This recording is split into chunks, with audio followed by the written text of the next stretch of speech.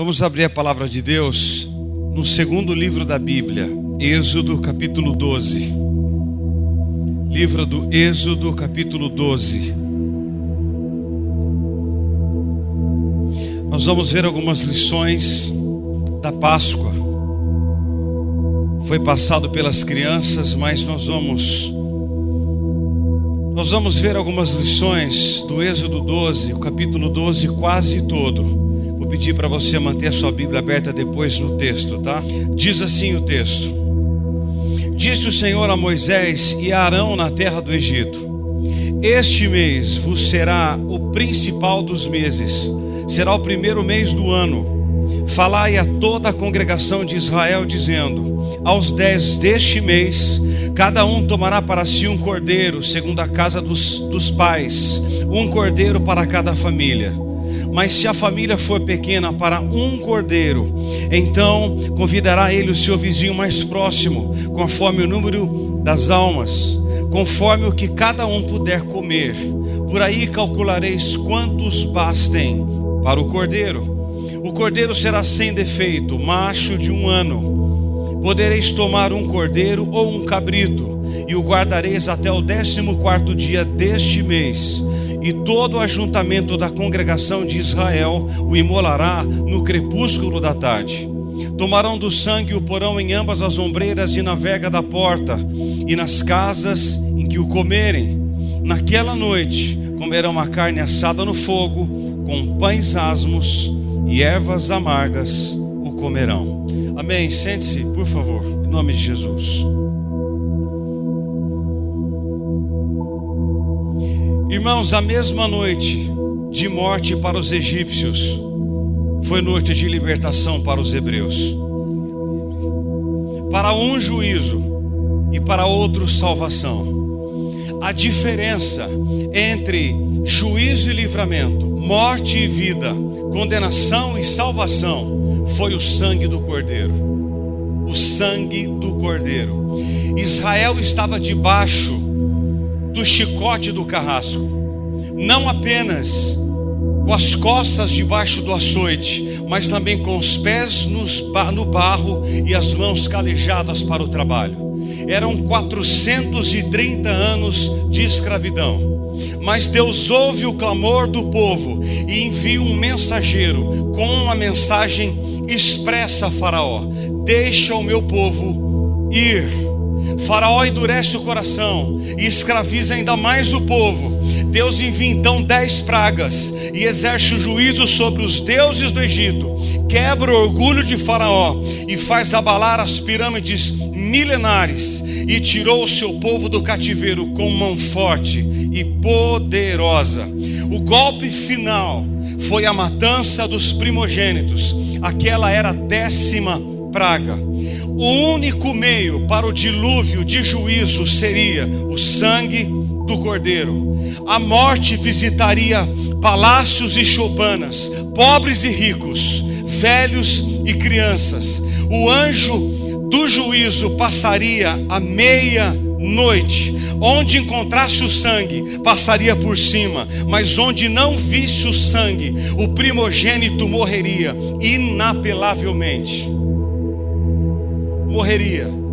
A Páscoa foi o dia da independência de Israel. A Páscoa não trouxe apenas unidade para Israel, mas trouxe salvação para os filhos e também libertação para o cativeiro. A partir daí, Israel se tornou livre para servir a Deus.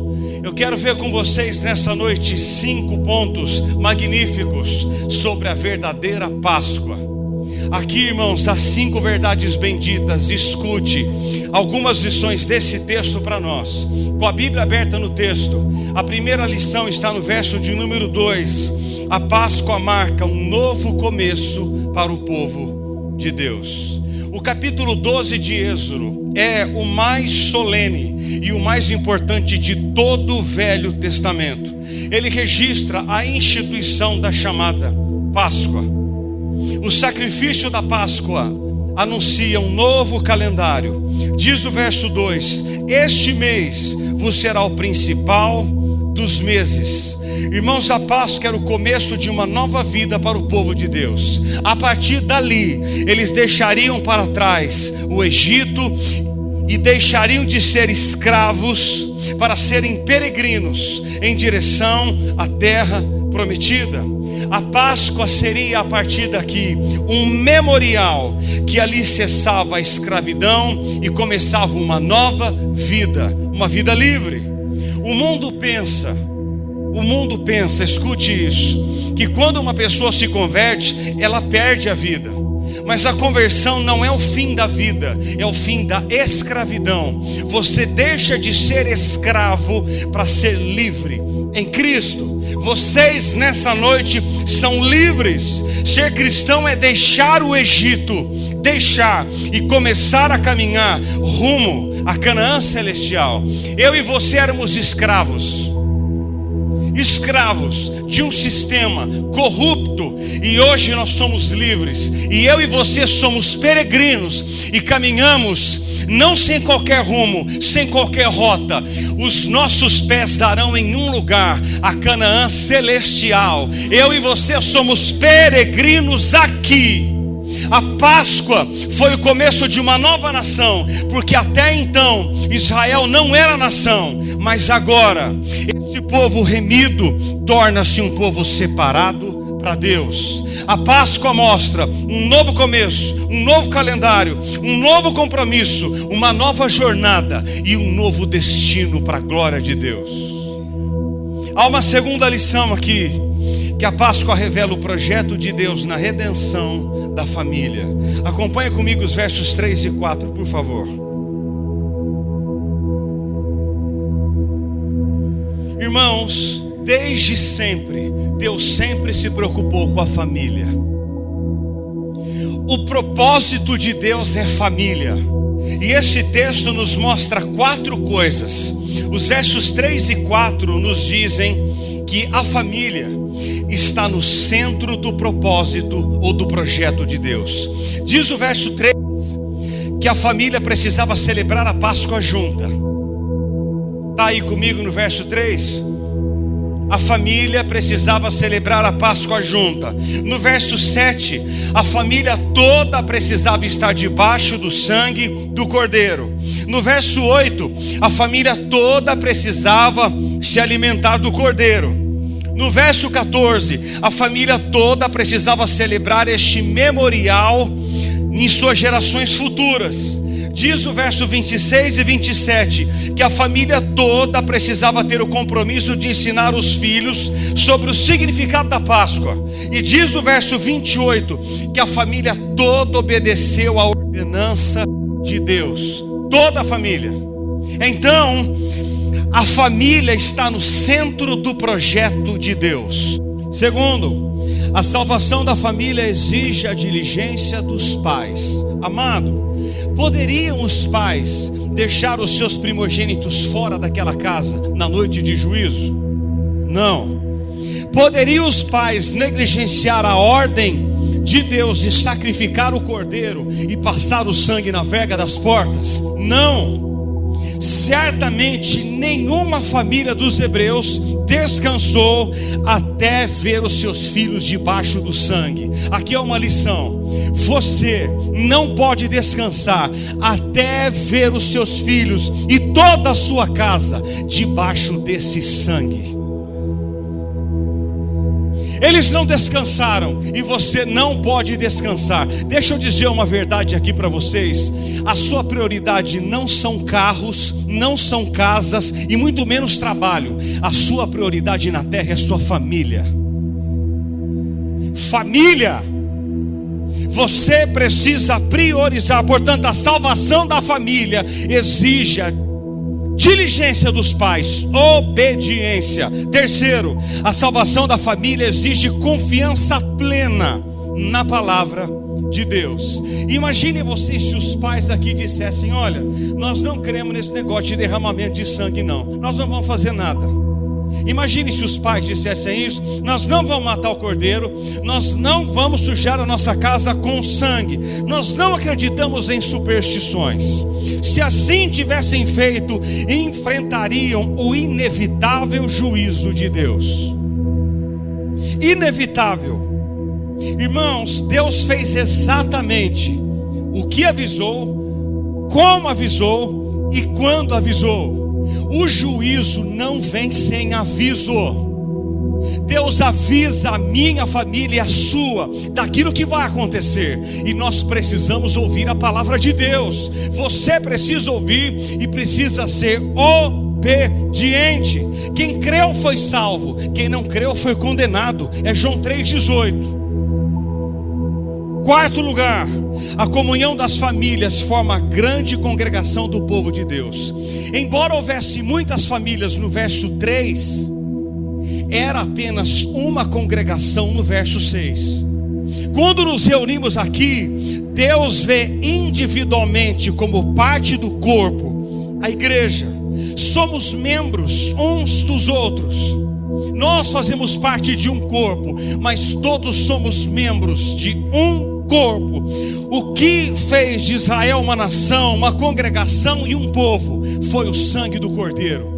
O que faz você e a mim um corpo uno é o sangue do Cordeiro. O que nos faz um é o sangue. O que fez Israel um foi o sangue, e o que nos levará para a glória será o sangue. É o sangue do Cordeiro. Não é o que você fez, faz ou deixará de fazer, mas é o sangue do Cordeiro. O que nos une, o nosso vínculo, é o sangue.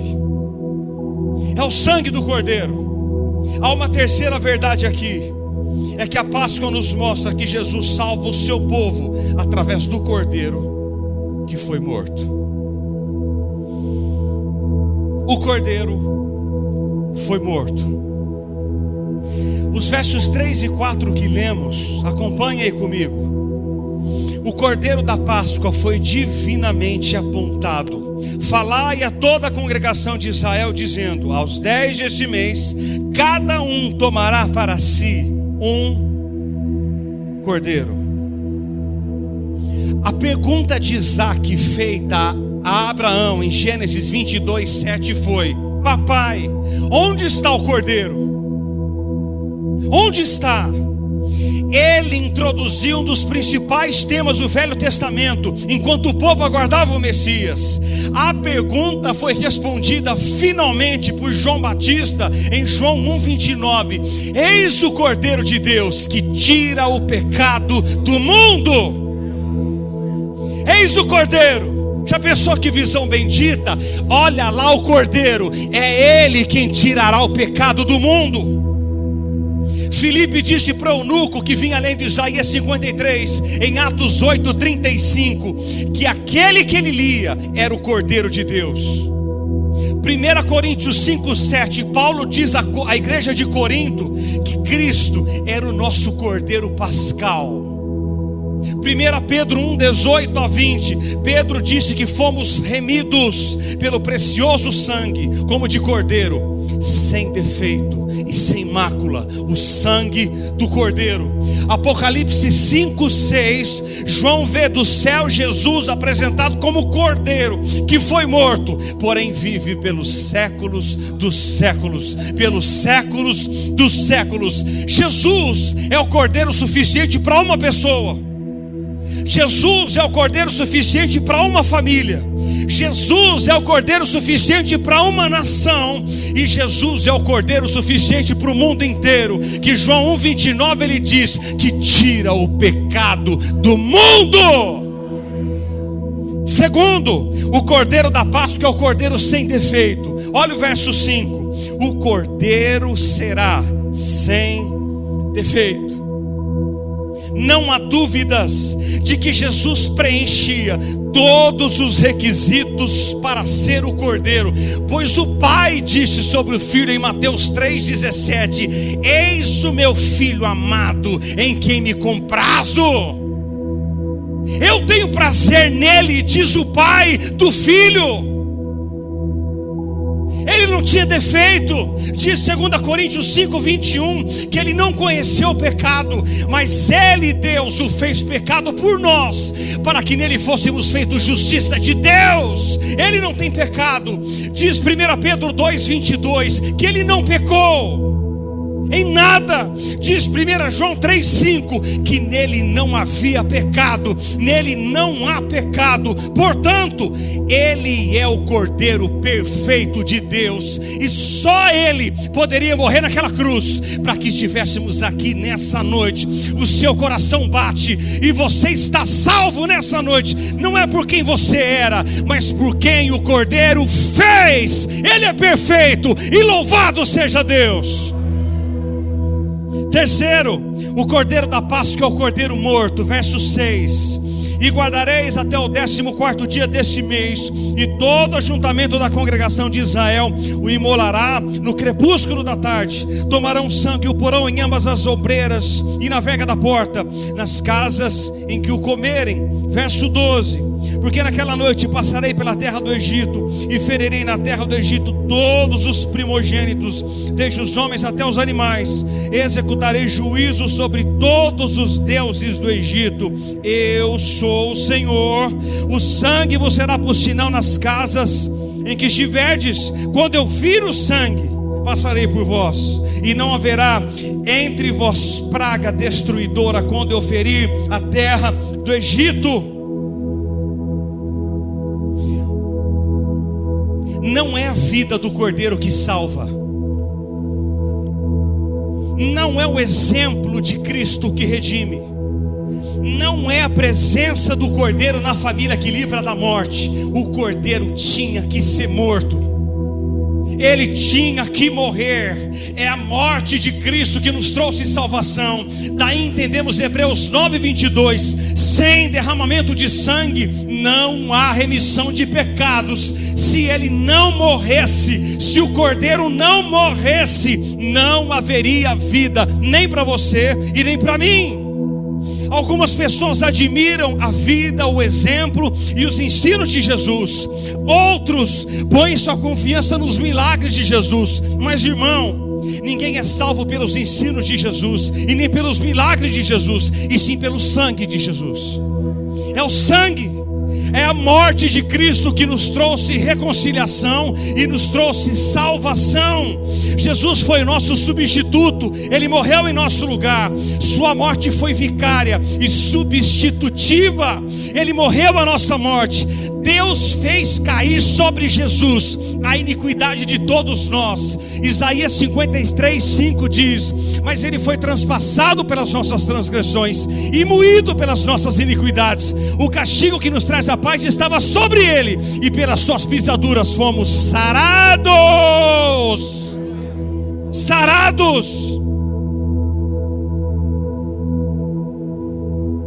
Você foi sarado, não porque você era bom, mas porque você era mal, e Deus salvou você, atraiu você. O inocente morreu pelo culpado. Quarto lugar, o Cordeiro da Páscoa é o Cordeiro do sangue aplicado. Diz o verso 7 que o sangue precisava ser passado nas ombreiras e na vega da porta, nas casas em que o comerem. Irmão, não basta saber que o Cordeiro foi morto.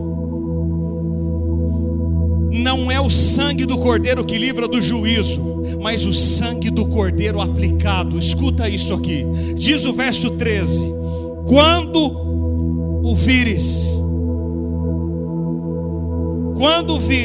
o sangue, passarei por vós. Desse vir o sangue, passarei por vós e não serão atingidos, eu aprendi 3 coisas. A primeira, o sangue é sinal de distinção. O que distinguia israelitas e egípcios naquela noite de juízo era o sangue. Era o sangue. Na verdade, só existem 2 categorias de pessoas: os que pertencem à igreja dos comprados pelo sangue da redenção, e aqueles que ainda estão debaixo de seus próprios pecados. O que vai importar naquele dia não é a sua religião, suas obras, os seus méritos e os seus dons, mas se você está debaixo do sangue do Cordeiro. Segunda coisa que eu aprendo é que o sangue é sinal de salvação. Onde o anjo da morte via o sangue, não entrava, porque ele dizia: aqui já foi realizado o juízo, aqui a obra já está feita. Só o sangue do Cordeiro retinha a espada do juízo, só o sangue. Quem está debaixo do sangue de Jesus foi justificado. Romanos 8:1 diz: agora pois nenhuma condenação há para os que estão em Cristo Jesus. O sangue é sinal de distinção, é sinal de salvação, e o sangue é sinal de segurança. Irmão, se você está debaixo do sangue de Jesus, há segurança para você. Bendito. Se você está debaixo do sangue, não debaixo do banco Itaú, você está seguro. A nossa segurança não vem em nada da terra, mas do único que está sentado num alto e sublime trono, e sustenta a minha vida, a sua vida, e nos dá salvação hoje e amanhã, e até Ele voltar para nos buscar. No sangue de Jesus temos segurança, perdão, purificação dos pecados. Eu e você estamos seguros debaixo do sangue do Cordeiro, e louvado seja Deus por isso. Quinto lugar, o Cordeiro da Páscoa é o Cordeiro sustentador. Olha o verso 8 comigo. Naquela noite comerão a carne assada no fogo, com pães asmos e ervas amargas a comerão. Verso 11: desta maneira o comereis, lombo cingido, sandália nos pés, cajado na mão, comê-lo-eis à pressa. É a Páscoa do Senhor. Aqueles que são salvos pelo sangue do Cordeiro alimentam-se do Cordeiro. Aqueles que são salvos pelo sangue alimentam-se do Cordeiro. Aqui há duas coisas. Qual o conteúdo da refeição? Conteúdo. Vamos ver o conteúdo. Olha o verso 8. Conteúdo. Primeiro, o cordeiro precisa ser assado no fogo. Por que assado no fogo? O nosso cordeiro sofreu na cruz o fogo da justiça de Deus. Ele passou o que eu e você deveríamos passar, mas Ele passou em meu e em seu lugar. Segundo, eles tinham que comer, ainda diz o verso 8, pães asmos. Algumas igrejas que ainda servem os pães asmos na ceia, pão sem fermento. E por que pães asmos? Porque o fermento é símbolo de impureza, é símbolo de pecado. O fermento fica escondido, trabalha silenciosa e secretamente. Deus diz: pães asmos, sem fermento, sem pecado. E terceiro, Ele diz que eu ainda tenho que comer ervas amargas. Ervas amargas. Irmãos, isso aqui é tão maravilhoso que ele simboliza pelo menos três coisas: as ervas amargas, o sofrimento que eles haviam passado no Egito, os 430 anos. Segundo, isso simboliza o amargor que o próprio Filho de Deus enfrentaria logo ali na frente, e inevitavelmente puxando para nós aquilo que nós passaríamos no futuro. Olhem para trás, diz Deus, e vejam o que vocês sofreram. Olhem para frente, para o que eu vou sofrer na cruz por vocês, e olhem para frente um pouco mais, porque vocês vão ter que enfrentar aflições e muita luta. Ervas amargas. Agora, qual a maneira de participar da refeição? Olha o verso 11. Olha aí, irmão. Desta maneira comereis, lombos cingidos, sandália nos pés, cajado na mão, comê-lo-eis à pressa. É a Páscoa do Senhor. A Páscoa precisava ser comida de pressa. E por quê? Porque era hora de sair do Egito. Deus diz: chega desse lugar, comam, à pressa, prontidão para marchar, lombo cingido, sandália nos pés, cajado na mão.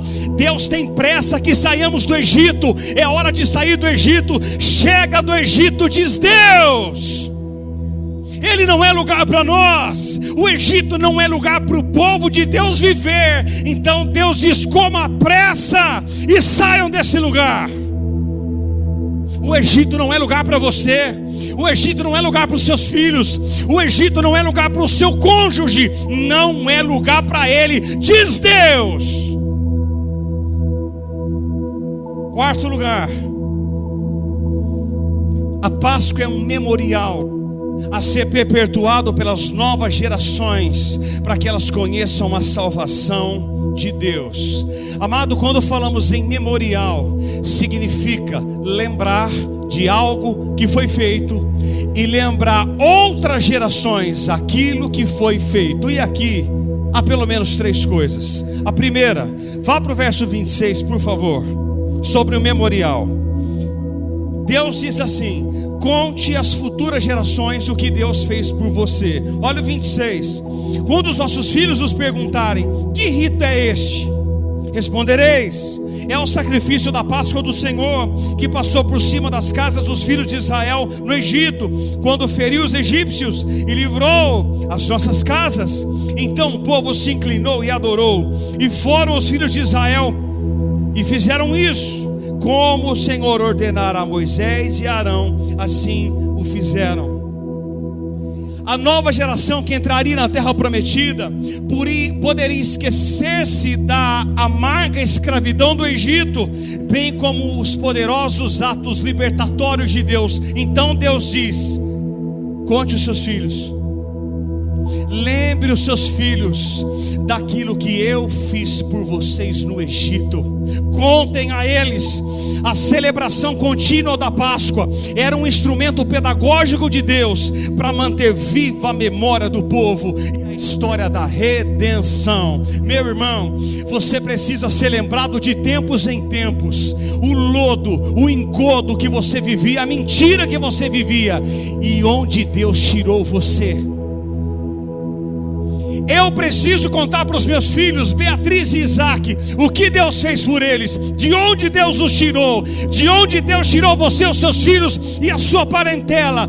A morte de Cristo é a nossa cruz, é o nosso êxodo, é a nossa saída. O cordeiro que foi morto, mas está vivo, é o nosso alimento ainda hoje à noite. Nós nos alimentamos do pão do céu e não do pão da terra. Somos responsáveis, escute isso, pais. Somos responsáveis a instruir a nova geração a conhecer a Deus, a amar a Deus e a se alegrar pelos feitos do passado de Deus.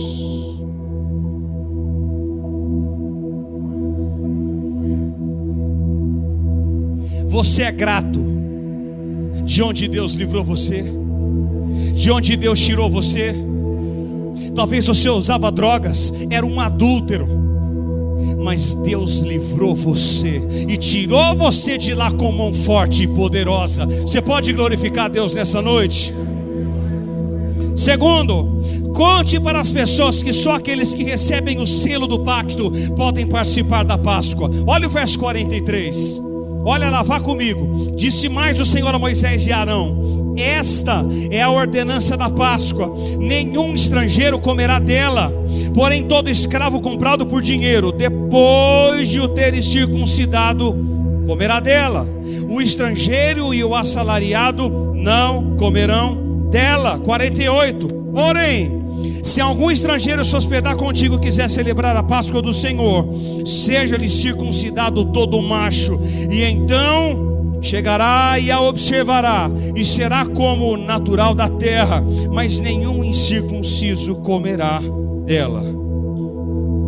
Nenhuma pessoa pode se alimentar do cordeiro antes de ser liberto pelo sangue do Cordeiro. Diz Deus.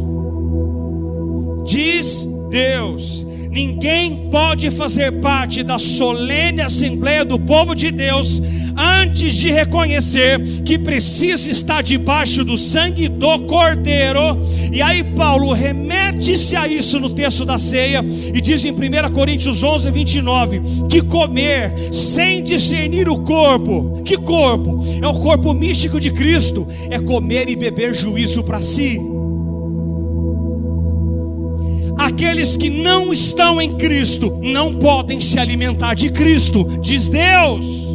Não podem. Não podem comer e nem podem beber. Diz, irmãos, diz Deus. Aqueles que foram lavados e remidos no sangue do Cordeiro e entregaram a sua vida a Ele, podem comer do Cordeiro. Nem todos podem. É por isso que o texto da ceia, irmãos, é uma lambada, é uma pancada. Porque aqueles que comem e bebem sem discernir, comem e bebem juízo para si. No culto de ceia, você precisa discernir se você pode beber ou não. E se você estiver vivendo uma vida em pecado, peça perdão a Deus, tome da ceia e mude de vida. Terceiro, tenha cuidado em celebrar a Páscoa do Senhor com santidade. Olha o verso 15. Irmãos, esse texto é poderoso, é muito poderoso. Olha o 15, vai lá comigo. 7 dias comereis pães asmos. 16, ao primeiro dia haverá para vós santa assembleia.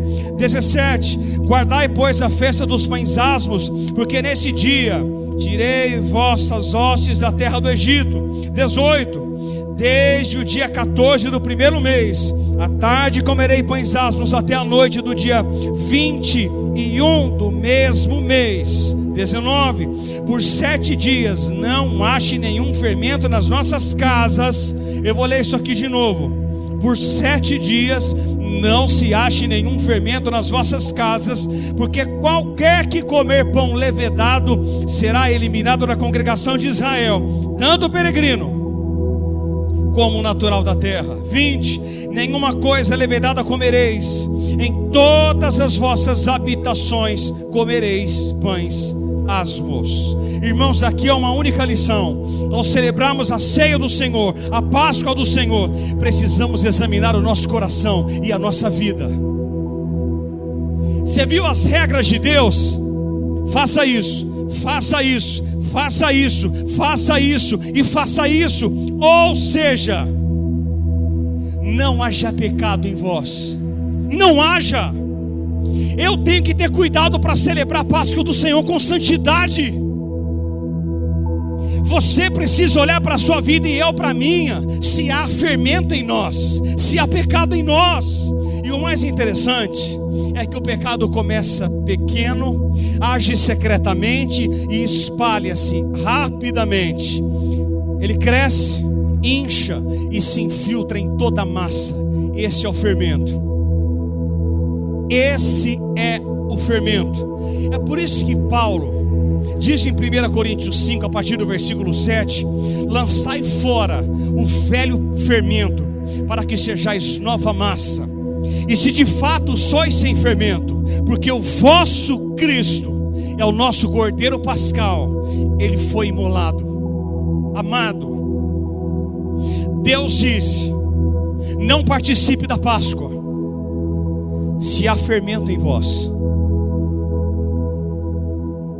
Em nome de Jesus, diz Deus: olhe para vocês antes de comerem da Páscoa, e se há pecado oculto em vós, não comam.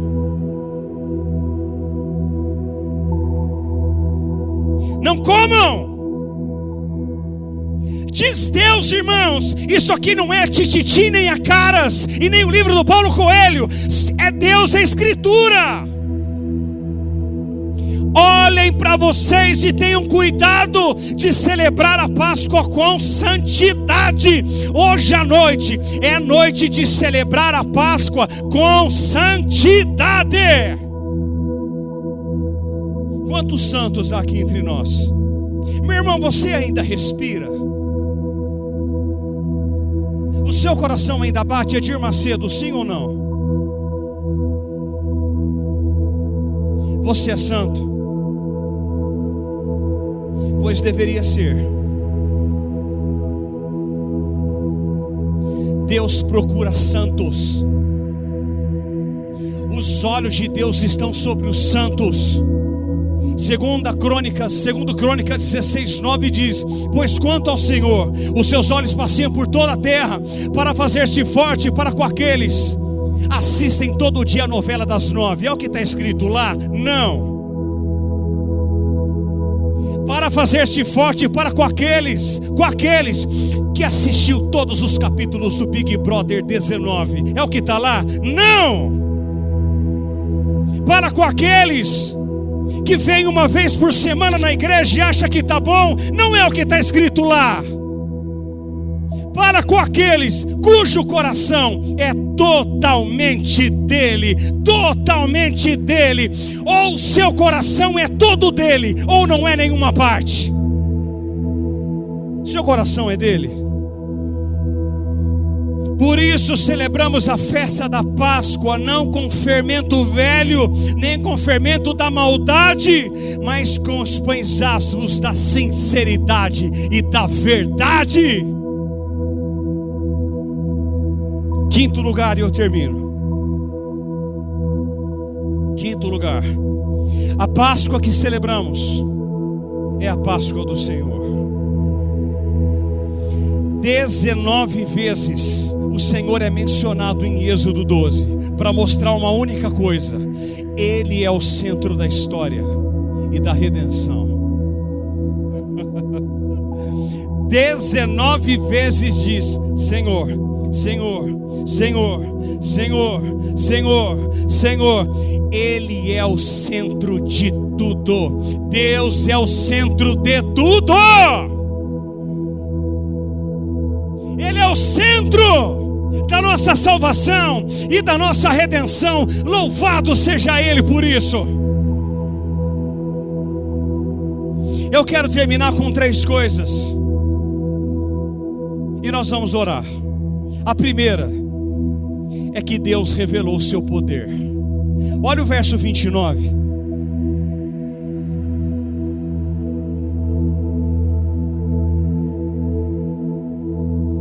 Aconteceu que à meia-noite feriu o Senhor todos os primogênitos na terra do Egito, desde o primogênito de Faraó, que se assentava no seu trono, até o primogênito do cativo que estava. Olha isso aqui, irmão. Vocês estão aí no texto?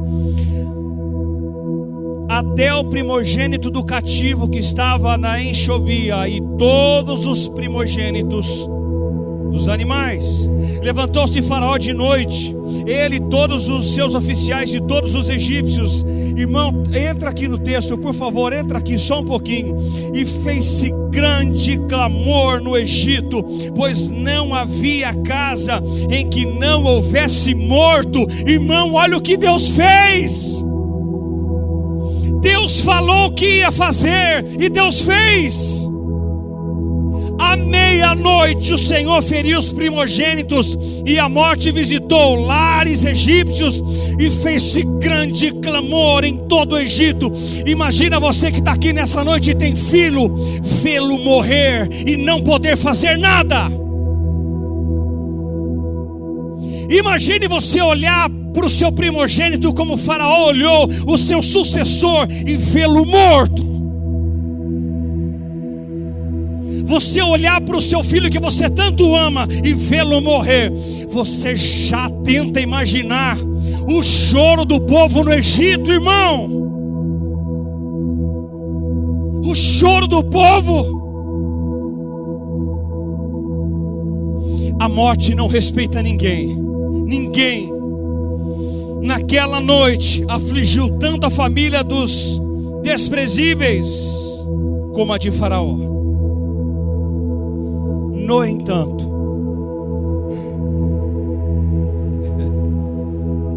não houve uma única morte entre os hebreus. Não houve. A Páscoa é um símbolo de redenção para o povo de Deus e morte para os ímpios. Irmãos, da mesma forma será assim na segunda e única vinda de Jesus. Será assim. Aqueles que creem serão salvos. Aqueles que não creem abrirão os olhos no lago de fogo.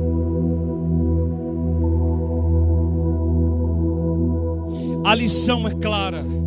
A menos que você esteja protegido pelo sangue do Cordeiro, quando Cristo vier, encontrá-lo despreparado. E ninguém sabe quando a morte virá.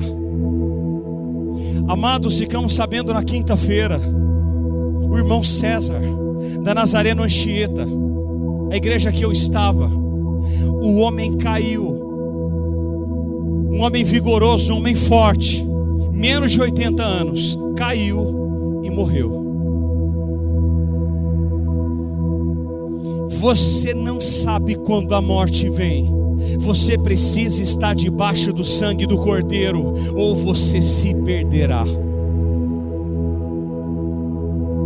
Deus revelou seu poder, e Ele revela o seu poder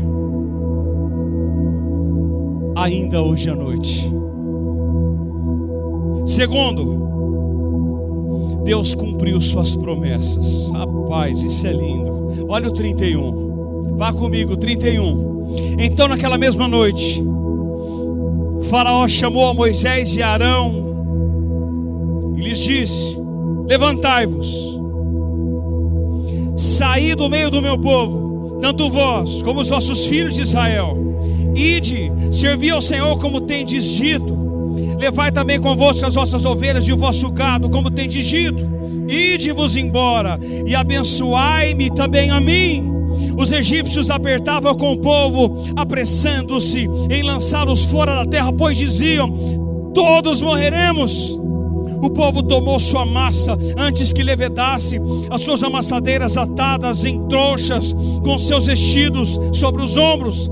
Fizeram, pois, os filhos de Israel conforme a palavra de Moisés, e pediram aos egípcios objetos de prata e de ouro e roupas. E o Senhor fez, ó 36, e o Senhor fez que seu povo encontrasse favor da parte dos egípcios, de maneira que estes lhes davam o que pediam, e despojaram os egípcios. Irmãos, olha o que Deus faz.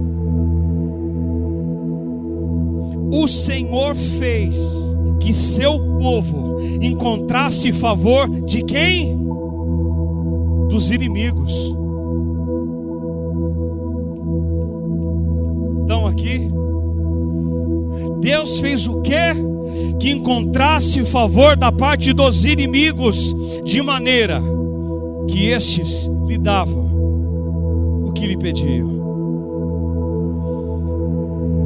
Deus fez tudo o que Ele disse que ia fazer. Tudo. Faraó endureceu o coração e não creu. Mas aqueles que obedeceram e creram foram salvos. Aqueles que não obedeceram e não creram foram condenados. Amado irmão, escute isso em nome de Jesus. Deus fala e Deus faz. Deus não pede permissão a ninguém para fazer. Ele é Deus e Ele faz o que quer, com quem quer e quando quer, para o louvor da sua própria glória. Ele é Deus e Ele faz. Eu quero dizer para você que está aqui nessa noite, que Deus cumpre promessas. Deus cumpre promessas. Ele é fiel para cumprir aquilo que diz.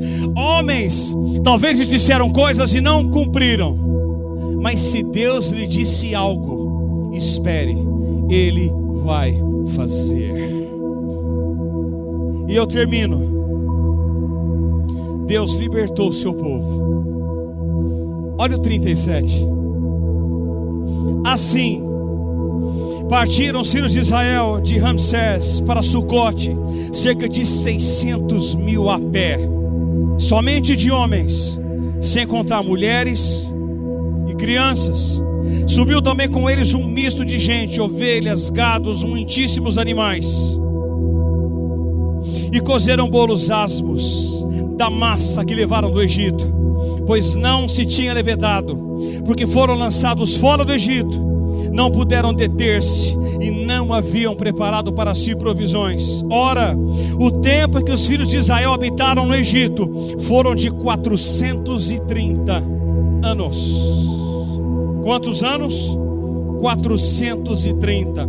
Aconteceu que ao cabo de 430 anos, nesse mesmo dia, todas as hostes do Senhor saíram da terra do Egito. Louvado seja Deus. Essa noite se observará ao Senhor, porque nela os tirou da terra do Egito. Esta é a noite do Senhor, que devem todos os filhos de Israel comemorar nas suas gerações. Eu e você estamos aqui e devemos comemorar a Páscoa, não com ovos de Páscoa da Garoto, mas devemos comemorar a Páscoa daquilo que Deus fez por você e continua fazendo por nós, até o nosso coração parar de bater. Deus é Deus, comemorem essa noite. Essa é a Páscoa do Senhor, e Ele nos tirou do Egito, como diz Colossenses 1,13. Ele nos libertou do império das trevas e nos transportou para o reino do Filho do seu amor.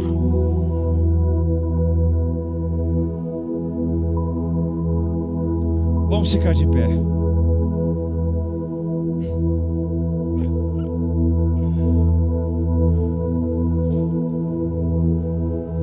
Irmãos, o meu relógio parou há muito tempo. Que horas são, em nome de Jesus? O relógio dali sumiu. Louvado seja o Senhor. 5 para as 9? Aleluia. 7? Você pode levantar as mãos e glorificar o Senhor nessa noite? Você pode dar um brado de vitória ao Senhor de onde Ele tirou você? Deus está vivo, o Filho também, e o Espírito Santo habita dentro de nós. Louvado seja Ele. Glória a Deus.